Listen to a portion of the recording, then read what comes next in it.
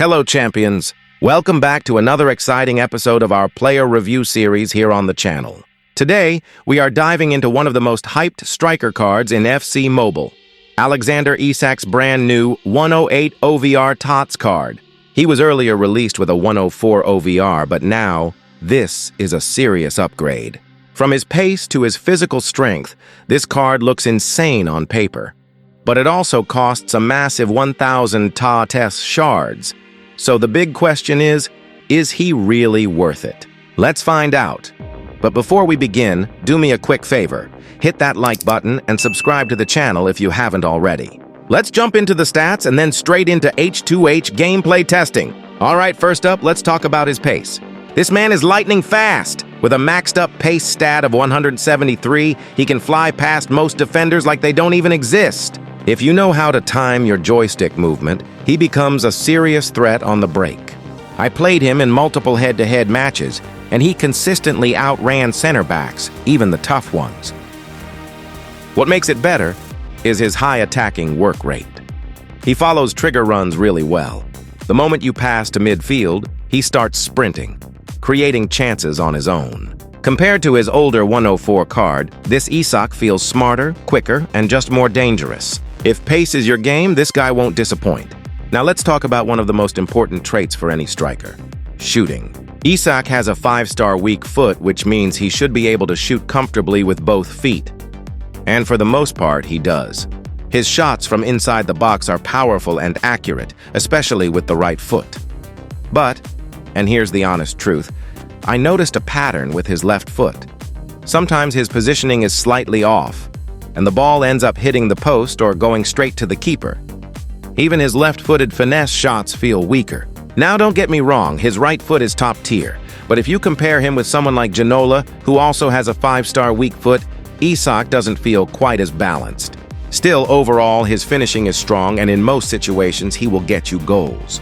If I talk about his long-range shot capabilities, let me take a moment to appreciate something special about this card. Oh man, I was really impressed. Whether it's a quick turn and shoot or a power shot from outside the box, Isak delivers. His quick response time when you hit the shot button makes him feel very reactive, and that gives you a real edge in tough games. I tried him alongside other strikers, and he outperformed them in long-range efforts. Even with his left foot, surprisingly, long shots felt more powerful than his regular finishing inside the box. If you love scoring from distance, this card gives you that spark. Next up, let's talk about his heading ability. Compared to his old card, this Isak is far better in the air. I scored multiple goals using headers, especially from corners and crosses. His reaction speed is excellent.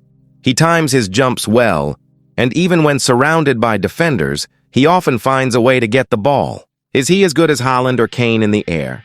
Not quite, but still really solid. If you play with a formation that uses wingers or wide play, you'll love how Isak gets on the end of crosses. Now let's get into his passing, and here's where things get a little tricky. On paper, he has 104 passing, and yes, his short passes feel just fine, smooth and accurate. But once you try through balls or long passes, the quality drops. They often miss the mark or get intercepted.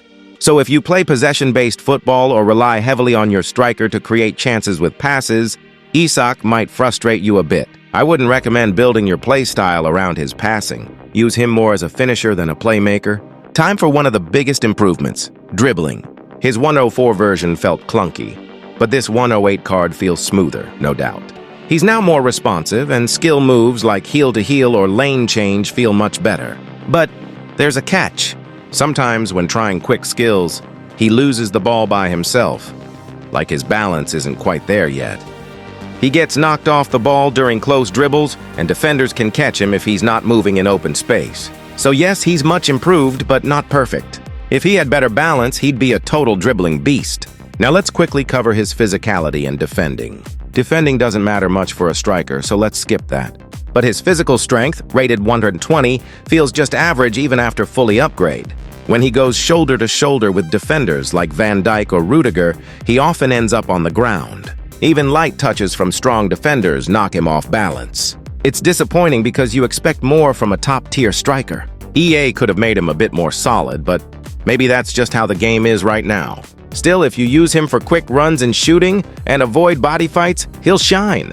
And one last important thing to share with you is his 4-star stamina. 4-star means it will not last till 90 minutes. In real-time matches, I observe this. You have to substitute ready for Isak if you want to compete with your opponent. So that was my honest review of the Alexander Isak 108 OVR TOTS card. He's fast, clinical, and deadly in the right hands, but has some clear weaknesses too. Is he worth 1,000 TOTS shards? If you're a pace and long shot lover, then definitely. If you need a physical or passing striker, maybe look elsewhere. Thanks for watching, champions. Make sure you like, share, and subscribe to the channel for more honest FC Mobile reviews. See you in the next one.